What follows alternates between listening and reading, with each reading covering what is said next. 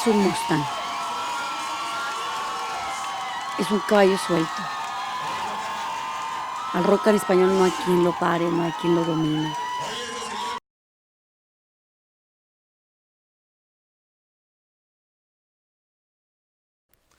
Hi, welcome to the channel. My name is Christian Mejia, founder of INTOROQ Media, in a partnership with Jester Graphics. And today I'm with my co-host, Hector Robles from x56music.com.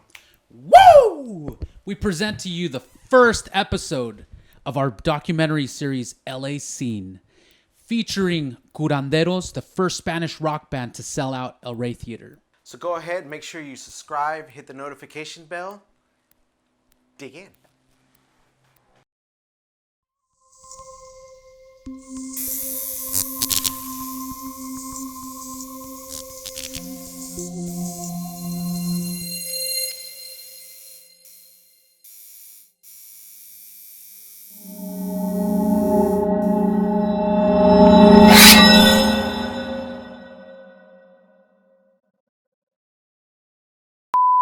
Curanderos es un nombre que para mí significa muchísimo. No lo quiero perder.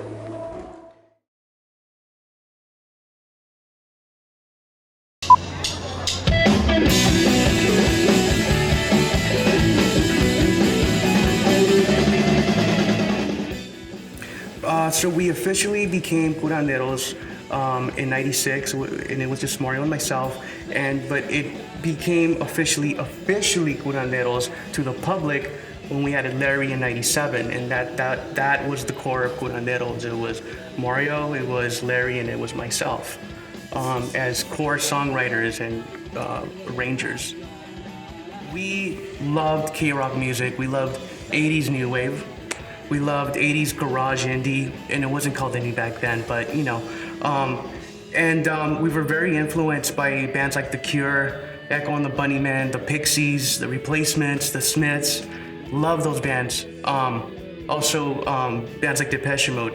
I liked David Bowie and Talking Heads, and I listened to world music, and Mario listened to a lot of underground music as well. So, growing up, that was kind of what formed our musical habits, you know, in high school.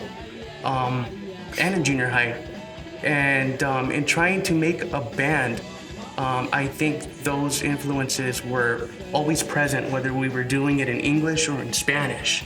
So let's go to the time when we heard rock en español for the first time. I was in high school, and we had an exchange student from Chile, and she was telling me about new wave in Spanish. I'm like, new wave in Spanish? She's like, what is that? Soda Stereo. I'm like, it was their first album. Te hacen falta vitaminas. I'm like, what the heck is that? So I took it home, I took the cassette home, and I listened to it, and it was like, it was awesome. It was a revelation for me, and from that point forward, it's like new wave in Spanish made sense to me. Because it was dark, and it reminded me of a lot of the dark music that we were listening to. Anyway, I mean, if you listen to mariachi music, it's kind of sad, it's kind of dark, so it made sense, you know, to do this modern new wave music, but with Spanish, it fit perfectly. My dad was a guitar player, grandfather.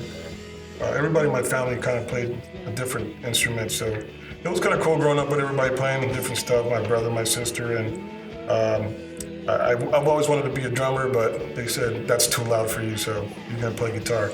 So that's why I stuck to guitar. And as far as the music goes, and getting together with Rick after the fact that we played in different bands, it was actually funny because it was through a guy that we both knew, or Mario and him knew, or something. Yeah. And kind of the town bohemian. Yeah, Dennis. The local, what do they call that? I don't even know right now. The local, I don't want to say idiot, but the local guy, I guess. Yeah, he was kind of a hipster before it was cool to be a hipster. There you go. Back in the early '90s. There you go. Yeah. But this guy Dennis told me one day, hey, listen, I didn't want to tap back. I didn't want to go that far back, but just wanted to kind of assure that one day I was walking and this guy kind of hit me from the back. He's like, hey, dude. He's like, you still playing in the band? I'm like, actually not right now. And he goes, well, I got a tape from a friend of mine who's looking for a guitar player. I said, cool, let's check it out. I heard it, I was like, it doesn't sound too good. And I was like, it's a little, at first I was like, it sounds kind of like a little too poppy for me. But I said, I'll go check it out. Anyways, I heard it again, and I was like, you know what, I kind of like it. Then he finally told me where it turns out that this tape was Mario. It was Mario singing and playing by himself with a bunch of little gadgets. And I think Rick was probably playing bass on top of all the little gadgets. Showed up, walked in, and his girlfriend at the time, Melanie, opens the door and tells me, are you looking for Mario? I'm like, yes. And I showed up with, I kid you not, like the scene from La Bamba, with an amp on one hand and with a guitar on the other. Yeah. Like, up and down, she's just looking knocked. She looked at me like, who is this kid? And, it was funny. At the time, 20 years old or something, I think I was. And she goes, well, Mario's not home.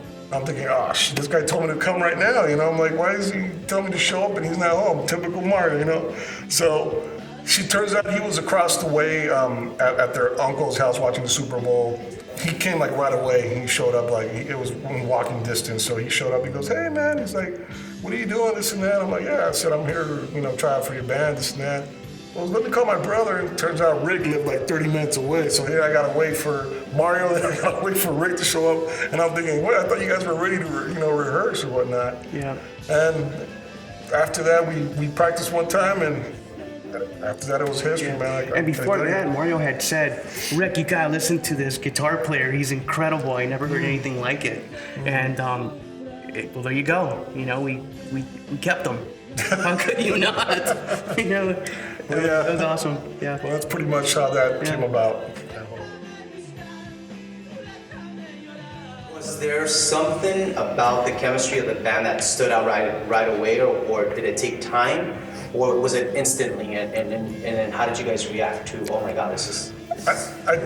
I was told by Rick and Mario to tone it down, like 5 steps down, because I came in playing like Van Halen, yeah. And they're like, that's not what we're looking for. They're like, here, go listen to this, go listen to that, go listen to this.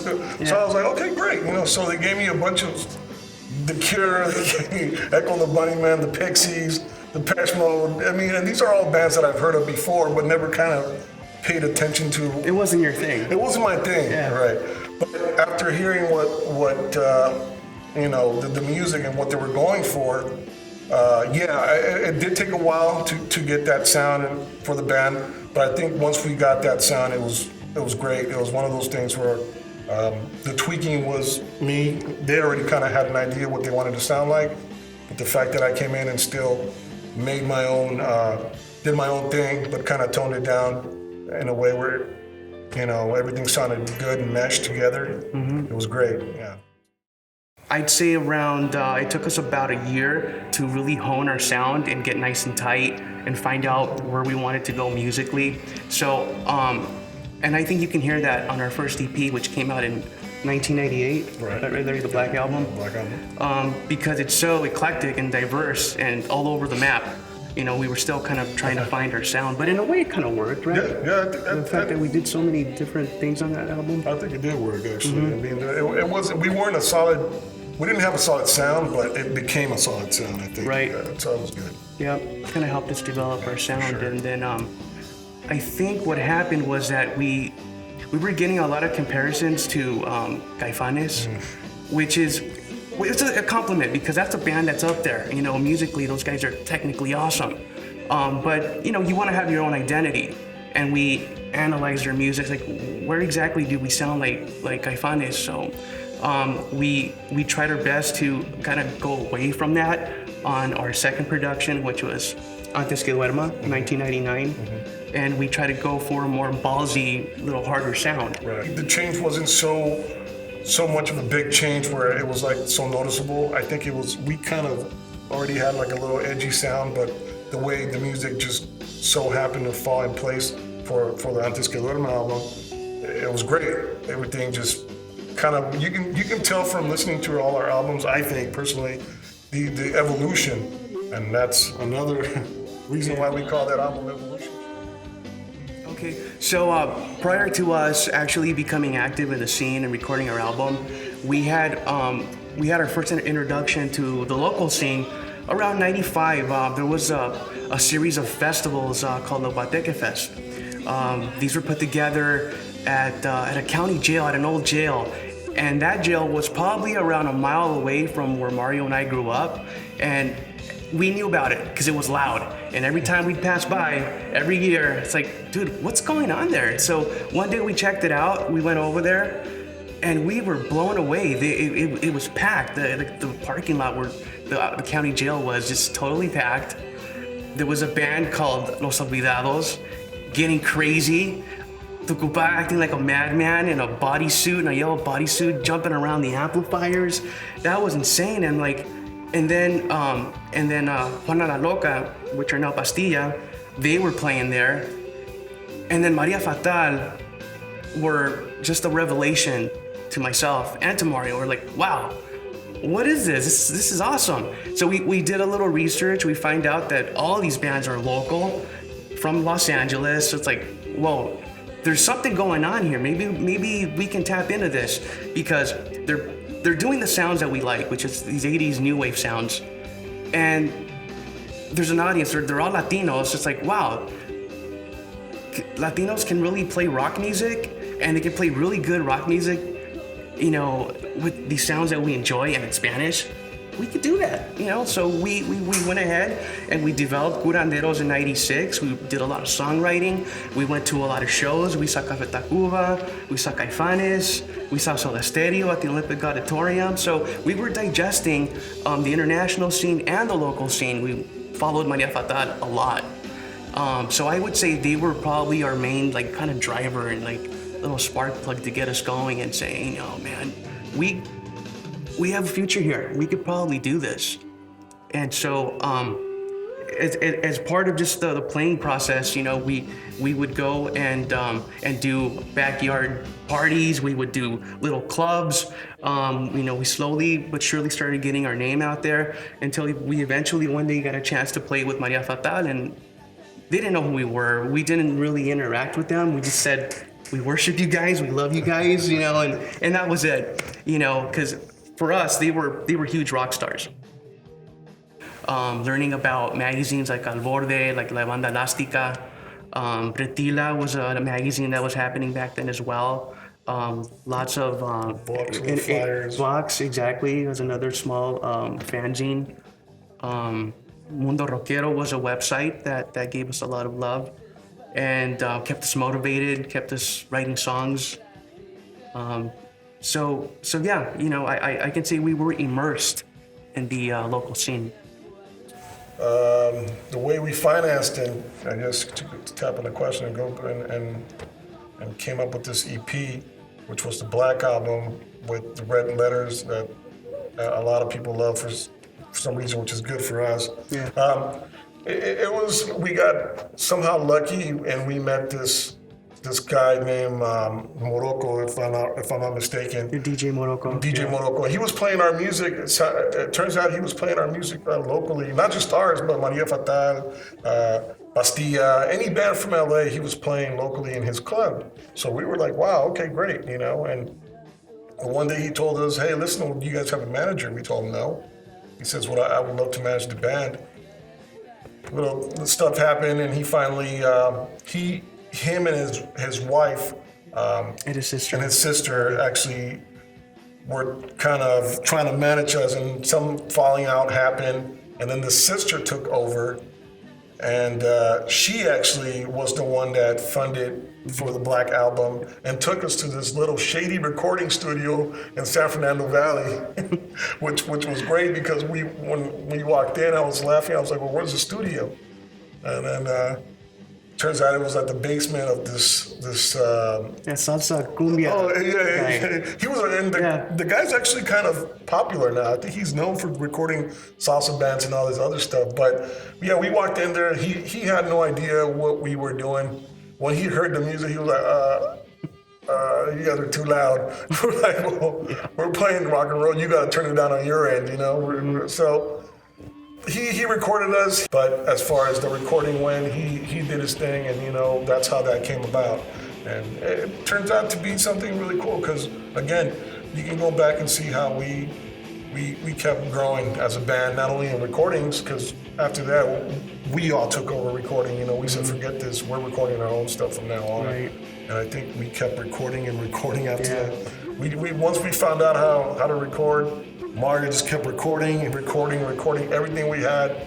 So I'm sure there's a bunch of stuff that Mario probably somehow still has, or Rick, I don't know. And actually, we do owe a lot to that little Black Album. Yeah. Because not only were DJs playing us at nightclubs, rockeros, bands were playing our music at tocadas, which aren't necessarily dance clubs. Just these are tocadas. These are musicians.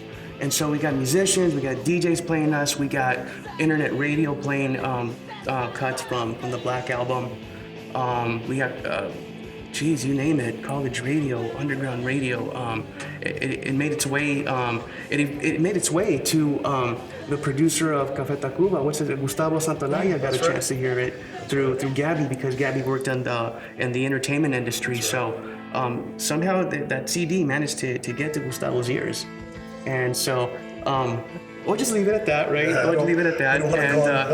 And you know, but yeah, that album had a lot of power in the scene, and it reached a lot of places. It reached opened a lot of doors. It opened a lot of doors. We were doing all the venues that everybody wanted to do. We were doing House of Blues. We were doing the Knitting Factory. We were doing the Key Club. We were doing JC Fandango. You name it. You name it. I mean, there isn't a place that's not well known, I think, in LA that we didn't play. But again, we did play places where you would not think a band would ever play. I mean, as far as paying dues, that album says a lot about paying dues, because I think it opened up the doors for us, not just with other musicians, but that was our ticket to, hey, listen, we got this album, we can bring in so many people. Would you like us to play at your venue? People would say, oh yeah, wow, let's see what you guys can do. And it turns out that we were actually packing the places more than we thought we could even bring, you know? So it was great, yeah. So yeah, it did open the doors for a lot of venues. Got to play with a lot of great bands, from Vivo Malpache to Kinder. I can go back as, man, so many bands. Pastilla, Voz de Mano, Maria Fatal. Cábula, Maria Fatal. A lot of bands that we got to meet, and good people. You know, you meet a lot of people, you make a lot of friends, and it was great. That scene was really tight, and I think for some reason that tightness is gone, and you know, maybe that's why the Spanish rock scene in LA is gone as well, because back then those bands we were really tight. It was like we all played the same circuit, and we try to help each other at the same time.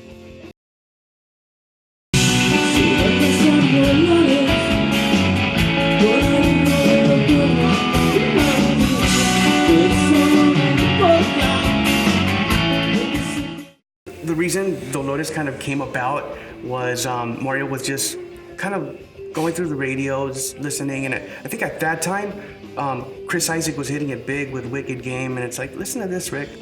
I'm like, it's a nice feel, it's kind of country-ish and stuff. Well, I'm gonna do something similar. Go for it. And he did it, I kid you not, maybe like in 3 or 4 hours, he did Dolores.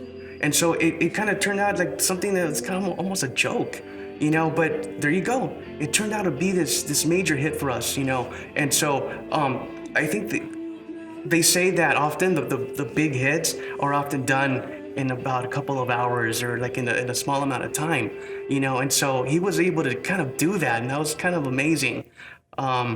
So once all the parts came together, the bass parts, all the guitar parts, then we started saying, man, this song has a potential to do something big. And it turns out that we recorded it several times because we felt we probably could get it ready for radio. Right. And but yeah, you're right. That song did bring the ladies. And it turns out later on, you know, that the ladies would bring their guys, and their guys would like the other songs that we were putting out there. So everybody left happy at the end of the night. Everybody left happy. And we kind of found some guy that wanted to record a video for it, and I think it was crazy. We drove down to this place down in our little Armenia town, I think, and we just met with this guy. He told us, well, I got a concept, this and that. And then Mario's like, no, I got a concept. You listen to my concept. So it was funny because this guy was trying to actually write what he thought Dolores was. And Mario's like, no, I'll show you the story behind Dolores. So actually Mario came up with the concept. I think he did a lot of the work for the backdrop. Melanie too. Yeah, his girlfriend. She did the art design. The art design. And Mario was out there painting stuff too. So he was... Man, in reality, I think that was more his video, than anybody else's video. It was great, true. And it turned out to be a really cool video, and that got played in MTV, Mundos, other LATV, in Colombia, Mexico también, right? All over the place. Everywhere, man. Yeah. So as far as the video goes, I think that's pretty much all I can say about that. Drummer lineups have been kind of rotation, I guess you can call it. We started with Fabricio Arrieta. He was our first drummer on the Black album, and he also did drumming work on the second album. He actually worked on both. Yeah, he did. And he was quite a character, I'd say. Larry, you can elaborate on it if you want. Talk about the stories, about taking them, picking them up, and and. But Fabricio was one of those guys that if you played in the LA scene back in 96, 97, 98, 99, you knew who he was because he was not only known for playing in Curanderos and being drunk, but also known for doing crazy stuff like getting naked or jumping in a pool full of asbestos. There was a pool in Tijuana where we played, and he jumped in this dirty pool. Full of leeches. Yeah, there was leeches. He came out, there was stuff all over. So he was one of those guys that was just rock and roll, man. He did not give a damn about anything. He loved to play drums, and he was rock and roll. And that's pretty much all I can say about Fabricio, man. As we were playing, I think we had most of our opportunities to open up with big bands. I think it was after the release of the Doll album. Right. We started getting a lot more critical acclaim because, like I mentioned, the Black album wasn't really critically acclaimed because it was all over the place. Mm-hmm. It wasn't cohesive. But that the second Doll album was very tight, and it did bring a whole new sound to Curanderos. And Emilio Morales of Banda Elástica took note and gave us a great write-up in the magazine, invited us to 2 or 3 Noches del Dragón, That's right. which was the premier place to play in the local scene. Right. And so we were just really happy when we finally got that opportunity because, frankly, I didn't think they liked us. Right. But now that I'm thinking about it, we had to get really good to be worthy of that stage. And I think that's what happened. Yeah. Emilio finally said, guys, you guys are pretty fucking good. Right. You guys are going to play. And also, I mean, to give somebody the chance, like a local, well, not everybody was local, but to give a new band that chance was, I think, something that Emilio will give him credit for that all the time. Because, I mean, like you said, those were big venues. They were not your backyard rodeo party with your friends. No, they were big venues at big places, and he did them right, and they were always packed. And the right people got to see you, whether it was other bands or whether it was people from industries that he had invited, whatever the case may be, they were good venues to play at. And Emilio, actually, we thank him for that as well, for sure. The Maná thing, before we get too much into it, I was stoked when I first heard we were going to play with Maná, but then they said, hey, Larry, guess what, dude? And Mario was all excited. We're playing with Maná, dude. And come to find out that we were playing for Maná, opening up for Maná in the front of the Gibson Amphitheater. In the patio.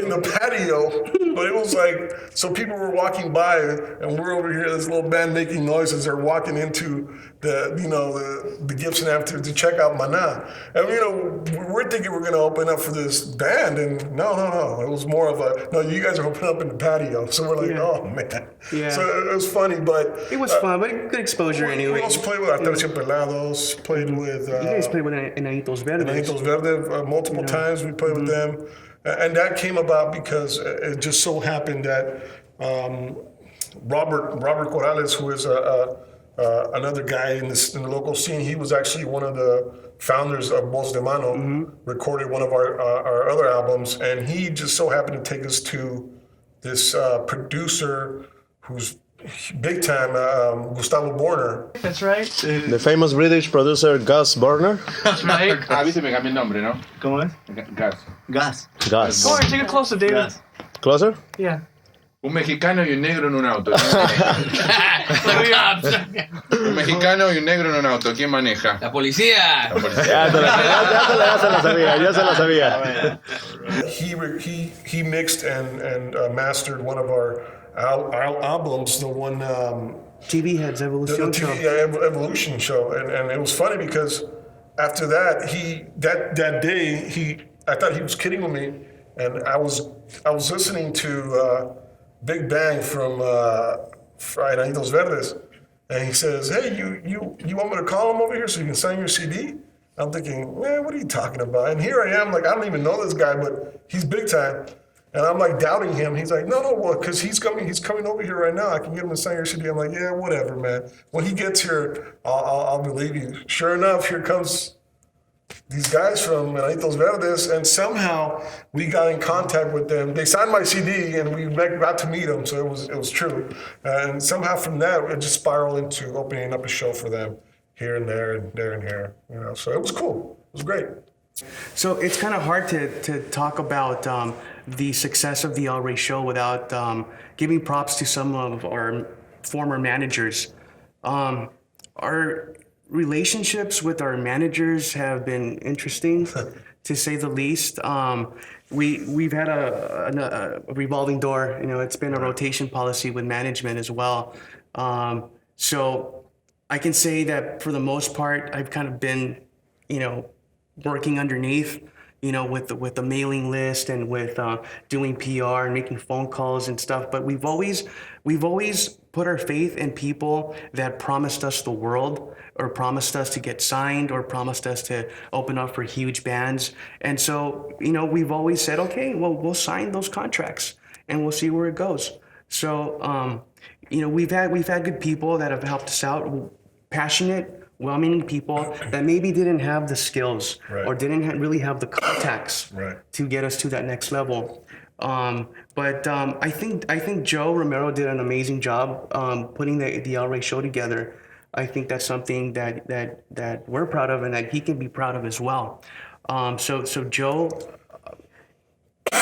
somehow was able to book the El Rey Theater just by telling the people there that we were selling out shows all over, up and down the Sunset Strip. So somehow he convinced them, and it happened to be true. Yeah. It happened to be true. And so I say we were one of the first indie bands to have a sold-out show at the El Rey Theater when the El Rey Theater was still barely coming up as a venue where all the touring and European indie bands wanted to play at.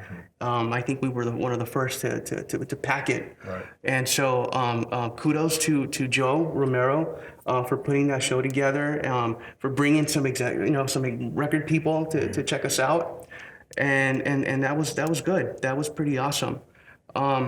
As far as being picked up by a record label, it's been tough, and we can theorize why maybe we didn't get picked up, why we didn't get that major deal, but we would hear rumors that we were a risk because we like to lead the rock and roll lifestyle. We like to drink, and we like to do whatever, a little weed, a little rail here and there, and we did it openly. We didn't hide ourselves. We were very honest.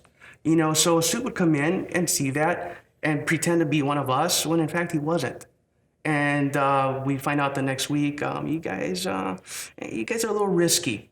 so we're not gonna spend our money on you guys. So that's kind of the theme that kept popping up for Curanderos is like, you guys are not disciplined and you're not ready to run this marathon, which is this record business, which is this music business, which is a marathon. You need to be disciplined. You need to be well conditioned, like an athlete, because you're going to be doing radio every single morning. You're going to be doing interviews. You're going to be doing videos. You're going to be on tour. You're going to be on the road. It's tough, man. It's not for everybody. And really quick, I want to talk about Mario. He didn't want to be a rock star.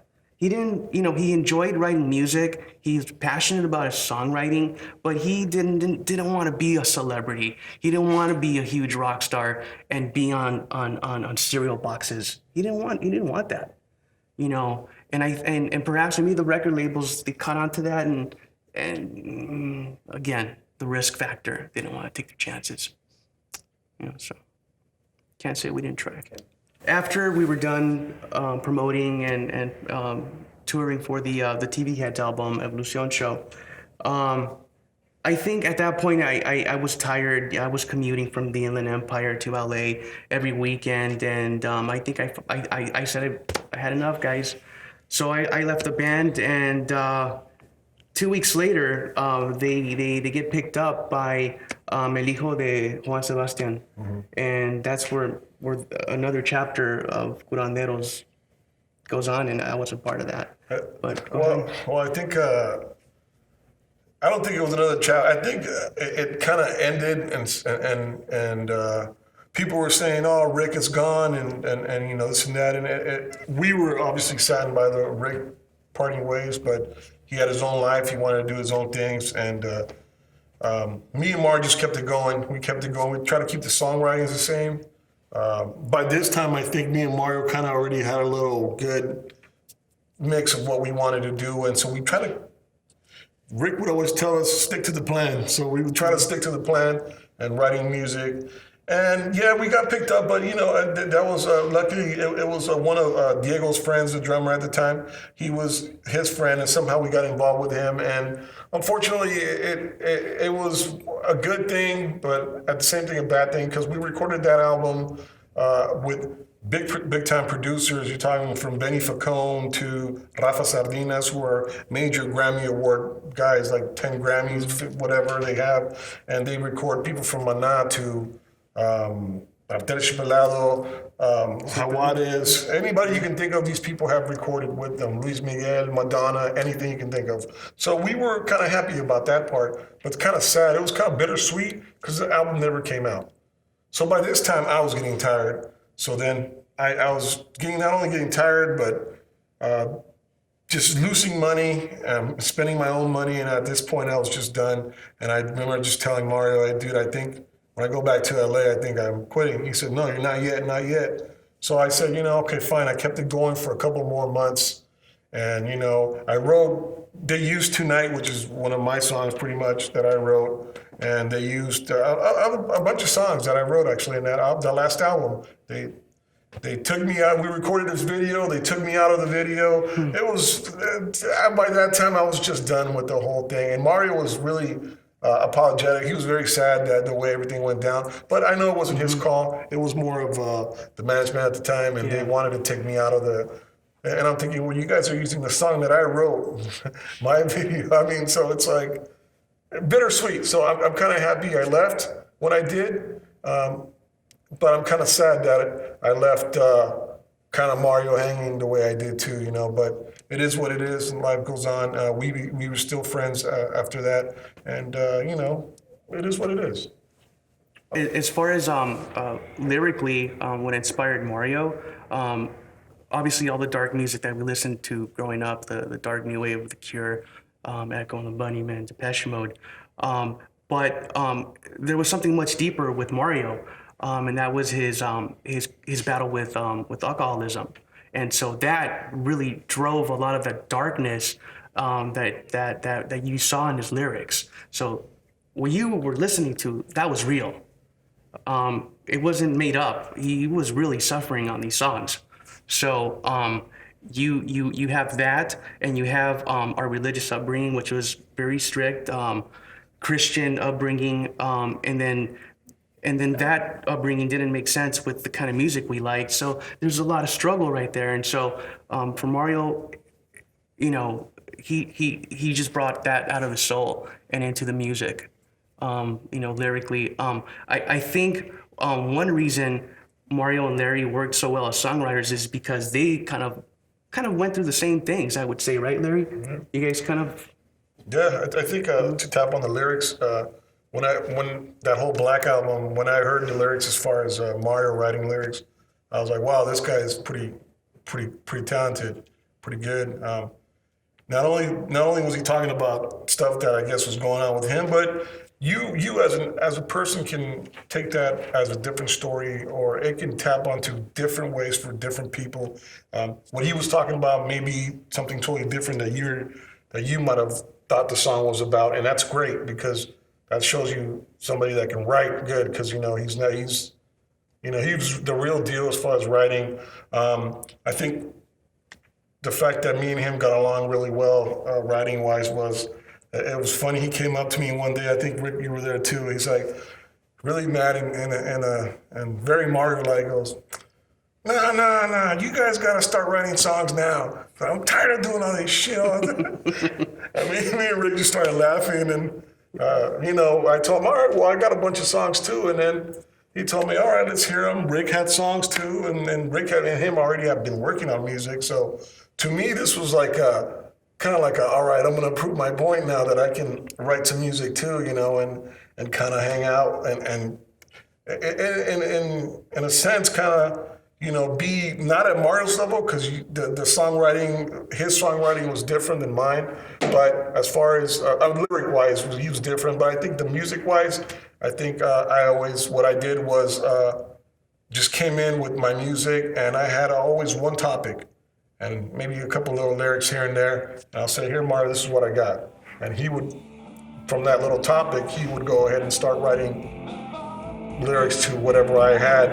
And it was great because he kind of would always get the feeling that I had. So I would bring it in with this feeling, and he would open it up to even a bigger, it was like a musical after that. I was like, wow, it came from a paper to a musical. So it was great, It was good writing with that guy. He was probably, awesome. He was probably one of the best guys I've ever worked with. So.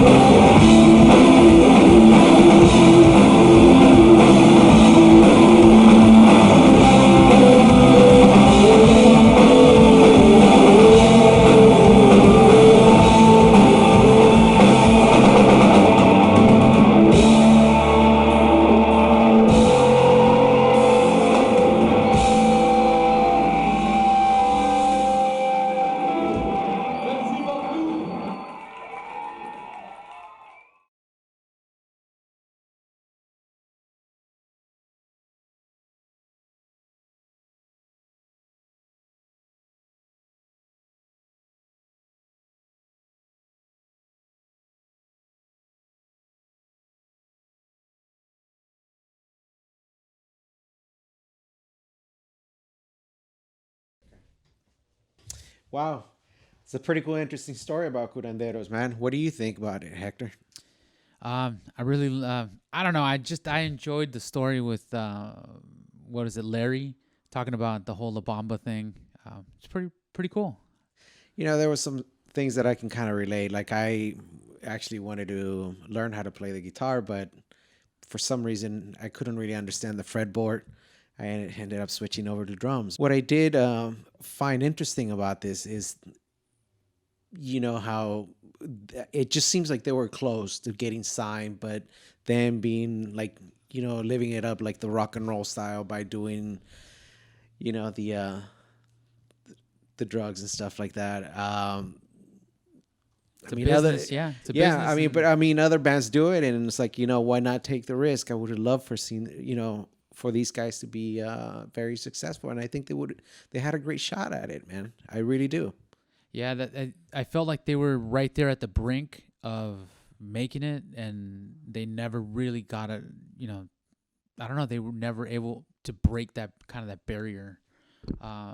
They had great music. I mean, definitely that one song that they kept on recording, Dolores, is actually one of my favorite songs that they have. It is. It really is. I enjoy playing it on, you know, as I'm driving down, and it's their stairway to heaven, right? Yeah, absolutely, man. It's their stairway to heaven. It's definitely their trademark. And what's really cool about it, like, you know, when I listen to it, for some reason I feel like it's kind of weird, but I feel a little like I'm a little closer to him. I always remember when I met Mario over at the knitting factory, and I introduced myself, who I was, and he was very generous, very, very kind, and he was like, you know, it's a pleasure to meet you, and thank you for coming into my show, to our show and stuff, you know. That's something that... When did you meet him? What year was that? It was, I want to say it was like in the 2007, 2008, when I started working with the guys from Neblina and stuff, you know. But it was just a very humble guy, you know, and came to find out that he has a lot of artwork, you know, that I still haven't seen, but a man that had a lot of talents, you know. Well, to me, something really important was, like, as a guitar player myself, you know, like listening to Larry's riffs, and I thought he was a phenomenal guitar player. And when he left the band, it almost felt like it wasn't exactly Curanderos anymore. And then, you know, Rick also left the band, and yeah, I know that Mario's music was good, but sometimes it's not just the music; it's the chemistry between the musicians. And they had something special. So I don't know, man. Yeah, you can definitely tell. Like, you know, just like Rick said, you know, we kept him. You know, here he is. Like, you know, he's playing different styles. It was not his thing. You know, like at first, it was not his thing. But then all of a sudden, you know, he was very familiar with some of the bands that they exposed him to, and it's just, we kept him. You know, it was like what they were looking for.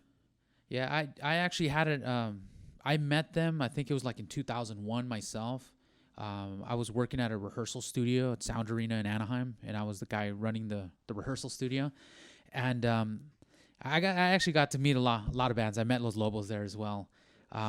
But I remember meeting them, and I went into the rehearsal studio, and I was like, "Shit, I know who these guys are. These guys are awesome. I like them." So once I went in there, I locked up all the shit, and I was kind of like, I was listening to them rehearse at that point, and it was just an awesome experience to be standing in that room, just watching them rehearse and do their thing. And maybe I kind of pushed it a little too much by going into the rehearsal space, but I mean, when you really enjoy that music, it was a special moment. And like I said, the music is more than just the music. It's the musicians also bring a certain flavor and a certain touch when they play their instruments.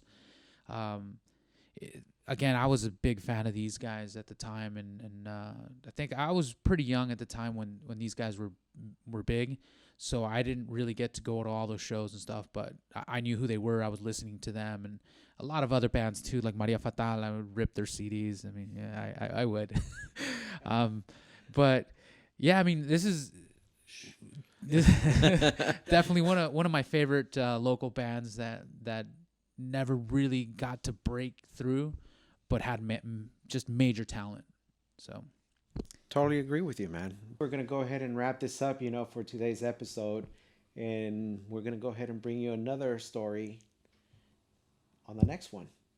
So stay tuned. Make sure you guys subscribe, hit the notification bell, and rock on.